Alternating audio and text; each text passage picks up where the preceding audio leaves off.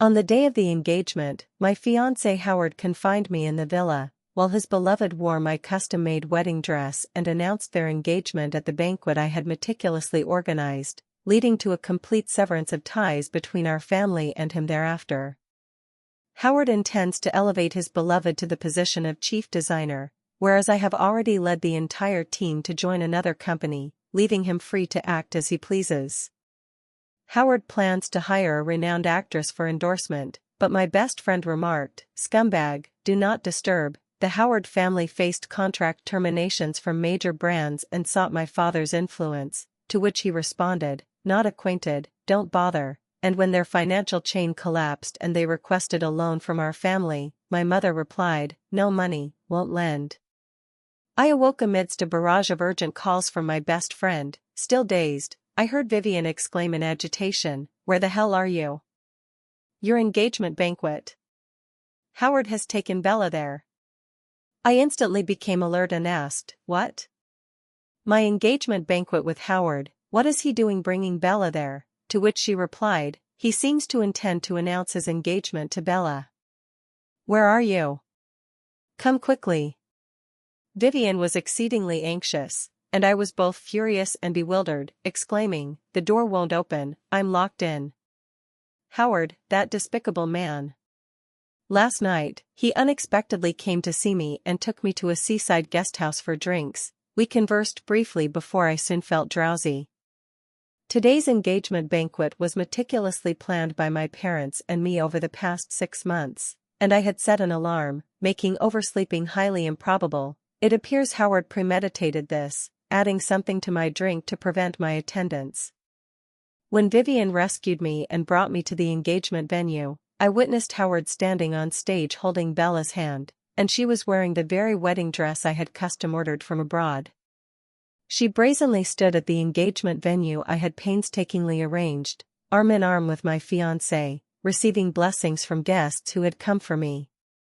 Ladies and gentlemen, I regret to inform you that due to irreconcilable differences with Celia, we have decided to dissolve our engagement. My true love is Bella alone, and today marks our engagement banquet, Howard announced. All the guests present were stunned, as it was widely known that Howard and I had been betrothed since the age of 18, and our family's alliance was universally assumed. The majority of attendees had come to the engagement banquet out of respect for our family, and this unexpected turn of events left everyone disconcerted. Bella was immersed in bliss, and the pair's flirtatious exchanges were nauseating. I approached with security guards, and Howard, likely unprepared for my presence, changed his expression and shielded Bella behind him. "Celia, I've already told you I don't like you. Why do you persist in clinging to me? I will not marry you. I love only Bella," Howard declared, leaving me so repulsed I felt like vomiting. "If you didn't want to be engaged to me, why didn't you say so when the Howard family, on the brink of bankruptcy, borrowed money from us, or when my father had to intervene to resolve your family's massive debts? I arranged this engagement venue, and the clothes you both wear were funded by me. How destitute are you to resort to drugging me and locking me in a room to exploit this event?" I retorted. Rendered speechless by my reprimand, Howard stood silent as I ordered the security guards. "This venue was rented with my money. Remove these two irrelevant individuals." "You." Howard and Bella, visibly embarrassed, were soon dragged out by security in a disheveled state. "Celia, must you be so petty?" Howard shouted, glaring at me. "Wait," I said, prompting the security to halt immediately. Howard's expression turned smug, but his satisfaction lasted mere seconds as I slapped him and tore the clothes off his body. "The clothes were purchased with my money. You must leave them," I stated, and amid Howard's cries of "You've gone too far, Celia," the pair, stripped to their underwear, were ejected by security. That evening, Howard's mother brought her son to our home to apologize profusely. Before their decline, the Howard family had been long-standing friends with ours. Thus, even when the Howard family faced misfortune, we did not dissolve the engagement but instead utilized all our family's resources to rescue their near-bankrupt enterprise. Now that their business has stabilized, Howard has grown arrogant. "Celia, this is our foolish boy's fault," his mother said. "I've disciplined him severely, and you've slapped him too. Please don't let this upset you further. He was bewitched by that vixen and led astray." Howard's mother, with her silver tongue, forced him to apologize, though his reluctant demeanor rendered the apology utterly perfunctory. "Celia, you know Howard's father passed away early, and raising him alone was truly challenging," she continued. "You've always been magnanimous since childhood. Don't stoop to his level. Perhaps in a few days, we could redo the engagement banquet and put this behind us." "Auntie, today's events have become a laughingstock. Do you think this can be brushed off so lightly?" I laughed, noting her attempt at moral coercion. "I've apologized. What more do you want?" "Celia, don't go too far," Howard protested, but another slap from me silenced him at last. "Celia, how could you hit him?" his mother cried, distraught as she rubbed his face, lamenting, "How can a young lady be so barbaric and rude?" "My daughter did well. Your son is the one morally bankrupt," my mother declared, stepping forward to shield me. "At this point, the engagement is off. My daughter won't endure such grievance, and since your son ruined the banquet, you'll compensate for the losses." "On what grounds?" the Howard mother and son protested vehemently. "On the grounds of your son's reckless actions. Pay up, or we'll see you in court," my mother concluded, waving dismissively. "Butler, see them out." Enraged, Howard shouted, Your whole family, are insufferable." "Celia, I've long tired of your spoiled demeanor. You're not worth a fraction of Bella. No one will want a woman like you. You'll end up an old maid." As Howard was thrown out, he continued his relentless tirade. Inexplicably, I felt a pang of grievance, recalling how kind he once was to me. Childhood sweethearts, he had always tolerated my temperament. Thus, during the family alliance discussions, despite the Howard family's strength being far inferior to ours, I still chose him. Now, however, it's evident Howard never genuinely cared for me, merely feigning affection for our family's support. With their business now thriving, he no longer needs our aid and has revealed his true nature. What, then, were all these years of my emotional investment in him?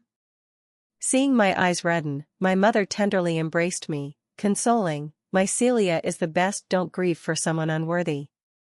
Fearing my unhappiness, my brother took me on a world tour to unwind. I used this time to recuperate and plan a fresh start, only to find Howard more shameless than I had imagined. When he called, I had no desire to answer and blocked him immediately. Shortly after, an unfamiliar number rang, and Howard's distasteful voice emerged. "Why such a temper? You won't even take my calls now?" "Speak if you have something to say," I snapped, to which he replied, "You've rested long enough. It's time to return to work. D Company wants to collaborate on a jewelry show, and I plan for Bella to be the lead designer, with you assisting her due to your experience." His entitlement so absurd it amused me despite my anger. "What is she that I should assist her?" "Howard, your audacity is astounding," I retorted, prompting his indignant reply. "Celia, your temper is excessive. How dare you speak to me like that? I'm your boss, after all," to which I countered, "Not anymore. I'm resigning." Upon returning from studying abroad, I had already gained some renown in design. To salvage the Howard family's faltering company, I voluntarily joined their firm as chief designer. Without my efforts to secure resources and connections, Howard's company wouldn't be where it is today, yet he now expects me to play second fiddle to Bella and promote her? I refused to take any more of his calls, sent him my resignation letter directly, and informed the other designers I had recruited as well. Most of them were brought into the company by me, and given Howard's character, the firm has little future. I couldn't let such talent go to waste. On the day I returned to the country, Howard and Bella, somehow privy to my plans, deliberately intercepted me at the airport. "Celia, though our engagement is off, there's still goodwill in business. Could you delay your resignation until after this jewelry exhibition?" Howard asked. "No," I replied, preparing to leave, but he restrained my luggage, saying, "D Company specifically requested your involvement. How can you resign now?" "Indeed," Bella chimed in, "Sister, you should consider the bigger picture. How can you disregard the company's fate over our personal grudges?" That's too selfish. Oh? I see why you deigned to wait for me at the airport without me. You can't secure D Company's collaboration, can you? Whether your company survives or perishes is no concern of mine, I responded. Laughing, I declared, Howard, I'm resolute about resigning, but I'll still secure D Company's collaboration nonetheless. What do you mean? He asked, to which I replied, I've registered a new company, and I returned today to negotiate with D Company. You're mad. Celia, what company can you start alone, and you dare compete with me for this deal? He exclaimed, but I tilted my head and pointed behind him, saying, Who said I'm alone? Several key designers from Howard's company appeared in unison, tossing their resignations at him, declaring, We quit, as Howard's face turned ashen, cursing, You treacherous lot. A wise bird selects its perch, and what right does an unfaithful, ungrateful man like you have to judge? The designers shot back, further infuriating Howard. Fine, leave. With Bella, my company will only prosper, and you'll all regret it later. He retorted. Bella comforted Howard, slightly calming him, and the two resumed their cloying display. Unable to bear it, I left with the others. Securing D Company's collaboration was almost assured, and I celebrated with my colleagues who had joined me, enjoying food, drinks, and leisure. After our departure, Howard invested heavily in promoting Bella, not only making her an internet celebrity but also staging a jewelry exhibition for her at the peak of her popularity. Bella quickly rose to fame during this period, with Howard spending an unknown sum to craft her image as a prodigious, naturally gifted design genius. This persona genuinely garnered her a substantial following, soon amassing millions of fans, bolstered by her and Howard's occasional displays of affection and melodramatic CEO-style vignettes, which many netizens embraced. I was preoccupied with D Company's jewelry show and had no energy to deal with them. Regardless, my parents had vowed that Howard's treachery would not go unpunished by our family. Howard's company lacked resources, our family withdrew investment, and all our allies severed ties with them. Even with Bella's momentum, their success would be short-lived. Howard poured excessive funds into Bella, but few of her audience were jewelry buyers, leading to a temporary impasse. In contrast, my jewelry exhibition drew numerous social elites on its first day, earning unprecedented praise, and my work gained online traction. Yet, I never anticipated that by evening, I'd be trending with the glaring label plagiarism, accused of copying Bella, no less. Some time ago, Bella had held a jewelry exhibition that received decent feedback, but I was astounded upon seeing the works. Aren't these the designs I created while at Howard's company? Since when did they become Bella's? I wondered, as diligent netizens compared my works to hers, noting similarities. Since her event preceded mine, they preemptively deemed me the plagiarist. Furious, I immediately called Howard, but he shamelessly countered my accusations. Since you designed them while working for my company, they belong to us. I chose to give them to Bella, so they're hers. You've resigned, so they're no longer your concern. Howard, have you no legal awareness? Even if I worked for your company, I retain authorship rights to those designs. This is blatant theft. Have Bella cancel her exhibition and issue an apology, or we'll settle this in court. I demanded. What proof do you have that they're yours? Celia, don't push it. He retorted, hanging up and refusing further calls. I engaged a lawyer, but since most of these works were drafts I'd discarded due to dissatisfaction, gathering evidence would take time. Plagiarism disputes are notoriously protracted. D Company's exhibition suffered some impact, forcing me to urgently remove the disputed pieces, replacing them with backups, while posting a clarification and legal notice online to affirm my innocence. Online sentiment, however, was unfavorable. Bella's prior persona had won over many, who flocked to my account to berate me, saying, You think a statement makes you right? Bella's works came first, you shameless plagiarist. Boycott plagiarizing designers. Why hasn't D Company dropped her and chosen our Bella instead? Others chimed in, her deal with D Company, does she have some powerful backing? I instructed my lawyer to document each instance of slander as evidence. Once the plagiarism case is resolved, I'll sue them individually, ensuring they learn that even anonymously online, one must face consequences for their words. Howard confronted me aggressively, slamming my desk so hard that coffee spilled, staining my white skirt. "You've gone too far, Celia. Why are you defaming Bella online, you vicious woman?" he accused, to which I laughed in exasperation. Didn't she plagiarize? Is speaking the truth defamation? So it was you who hired trolls to call her a mistress? Seeing yourself labeled a plagiarist with no netizen support, you resorted to such a malicious tactic? He pressed. Mistress? I frowned, though she is indeed one. I haven't mentioned it online. You won't admit it? Who else would attack her so viciously but you? Celia, are you still hung up on me, seeking revenge? You even had your parents pull their investment and sabotage my company. He insisted. My parents can use their money as they see fit. Why should it go to you? Any setbacks you face are well-deserved, I shot back. Stop pretending. I know you still have feelings for me, but I won't be with you. However, if you don't want me to despise you, be sensible, drop the lawsuit, apologize online for plagiarizing, and settle this, plus have your parents reinvest, and we can still be friends, he proposed. With skin so thick, why didn't Emperor Qin use you to build the Great Wall? Who wants to be your friend? What gall, I scoffed.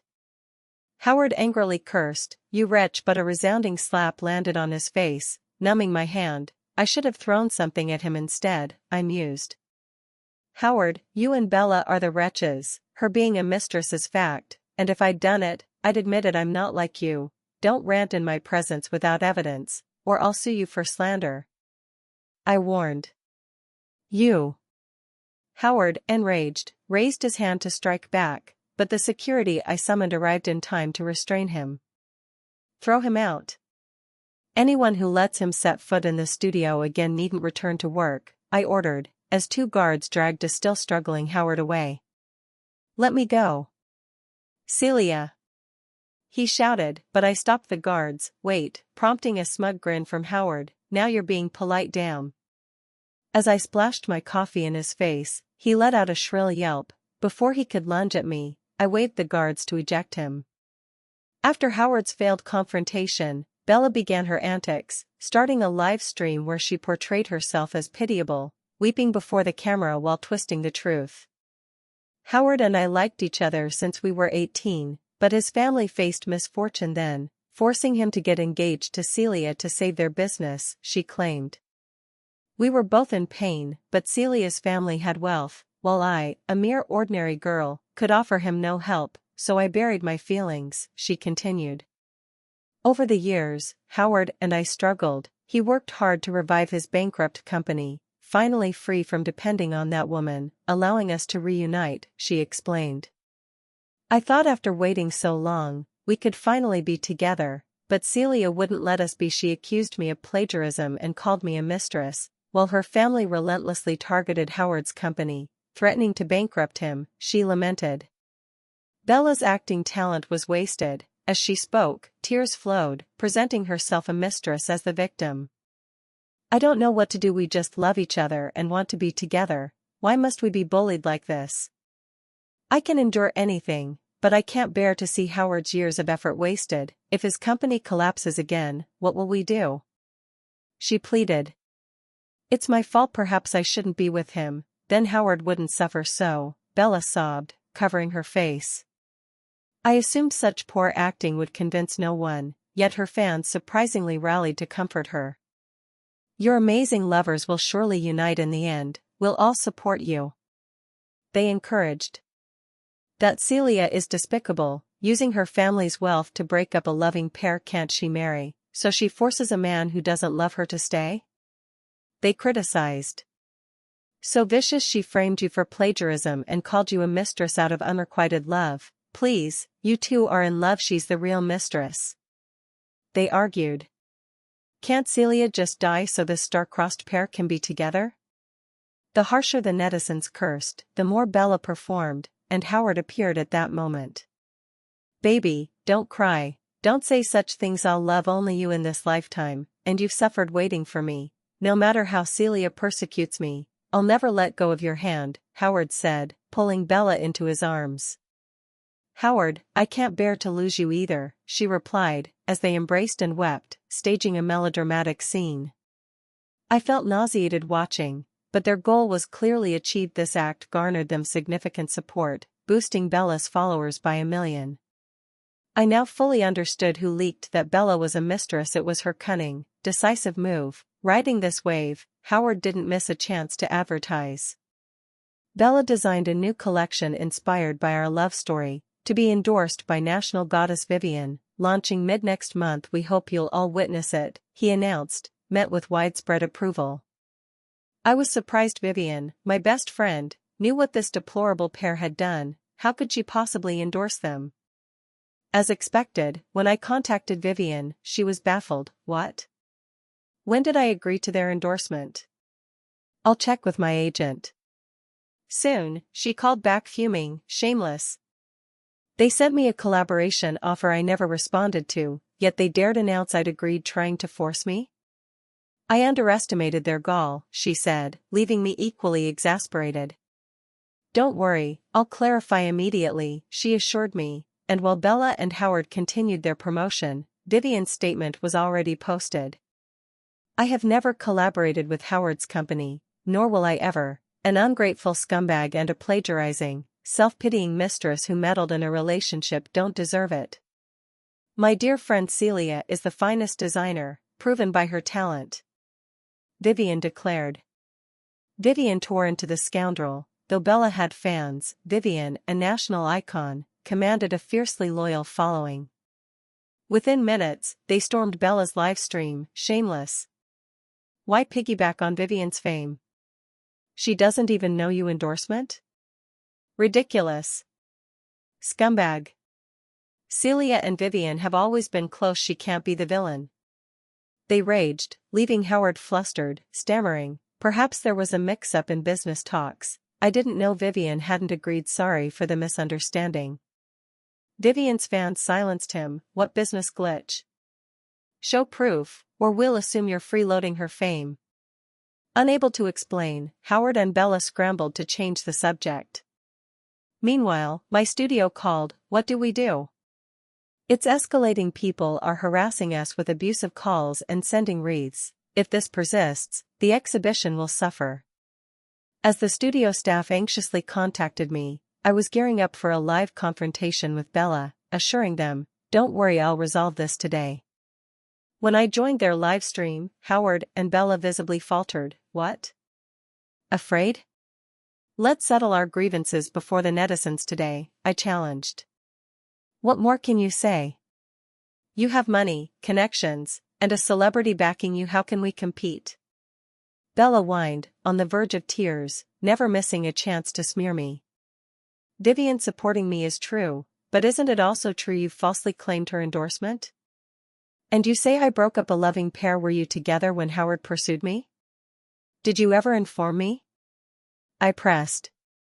I sneered. "Had I known Howard didn't like me, I wouldn't have spared him a glance. You concealed it deliberately, exploiting my family's wealth and connections while deceiving my feelings behind my back. Who's the mistress here?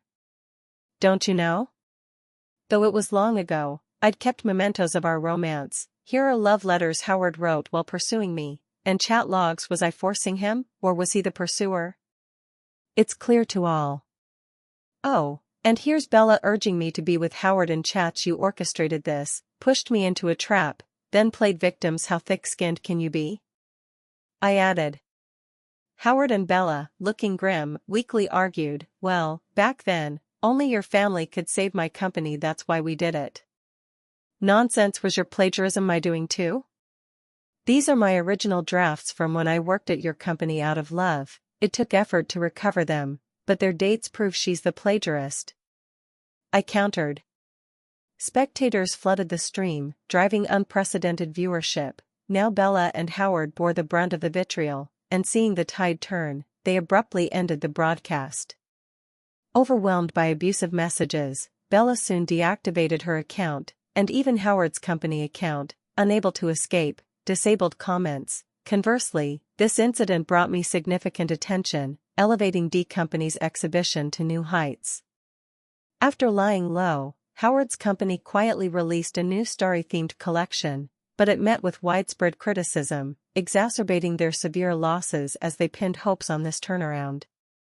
When Bella and Howard appeared to promote it, they were pelted with rotten eggs by an outraged crowd nearly ready to attack. The pair fled in disgrace, their new product selling poorly. Worse still, days later, someone accused their new collection of stealing an intern's designs, not Bella's, thrusting the company into a maelstrom. Combined with my legal action, they were swamped with lawsuits.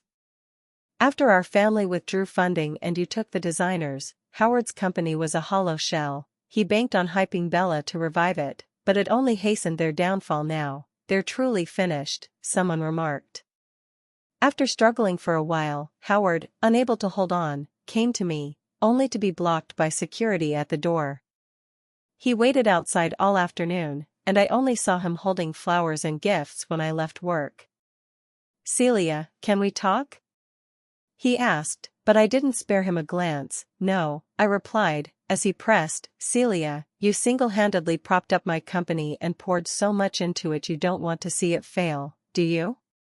Howard followed, shamelessly asserting, "Since I left your company, its fate has been none of my concern," I responded. "Are you truly so heartless?" Howard grabbed my hand. "Isn't it just about Bella?" "Fine, I'll break up with her, let's get back together, and spare my company." I laughed outright, shaking off his hand. "You overestimate yourself, share some of that confidence elsewhere. To me, you're like filth, repulsive at a glance, get lost." I got in my car and drove off, leaving Howard standing there. As his company visibly crumbled, Howard relentlessly called and messaged me. I blocked them all, until one night, unable to persist, he used yet another number to reach me. "Don't hang up, Celia, please, I'm on Shijiang Bridge now, help me, I can't go on. You know my company is my only hope, and my mom's fallen ill from stress, I'm at my end. I know I was wrong, I admit it, please, give me a way out," he begged. Howard sounded on the verge of tears over the phone, even reminiscing about our past. "Celia, for old time's sake, can't you help me one last time to save my company? I was bewitched by Bella before she bailed when she saw it failing and now latched onto an old man. I was blind," he pleaded. "Celia, only you truly cared for me, I see that now. I promise, if you forgive me, I'll never err again, okay?" he said, but I retorted, "Stop dreaming, Howard, I don't take back trash." "Celia, are you really so cruel to abandon me? If you don't agree, I'll jump off this bridge today and die for you to see," he threatened.